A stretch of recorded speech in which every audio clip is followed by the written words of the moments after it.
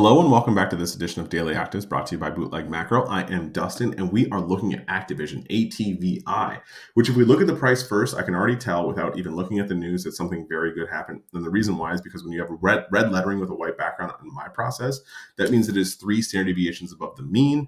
We're going to go ahead and look at the volume where we can see that this is 3 standard deviations above the mean. We went from 7 million shares traded to 77 million shares traded. The average or the distance from the 23-day average or the volatility, whatever it is at 8.44 or whatever it is, $8.84. That's incredible too. You can tell. We can see on the 1 day, 5 day, 15 day, 1 month, 3 month, and 6 month, we went positive like a snap. Okay.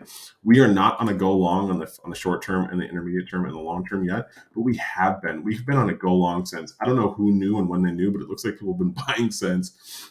If I want to say when I really believe in it, people really bought here on the 25th of May. That was the time when you had a go long.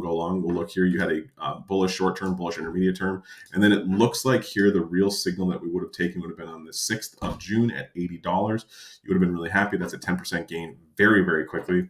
I do see that there's a rising bull in the sentiment. It looks like we hit some highs recently. I'm very curious to see. I don't know what the price is or anything like that, but I'm happy for the people who are long. I'll be honest, because the sentiment indicator was clearly trending a little bit down, which is actually really good to see when you see a bullish move. This thing was near 50% up until it looks like today. That's an average, so it's not really going to reflect it for a few days. And then when we look at the volatility was incredibly weird, but you do see the volatility was rising and the price correlation was rising along with it, which is really positive to see.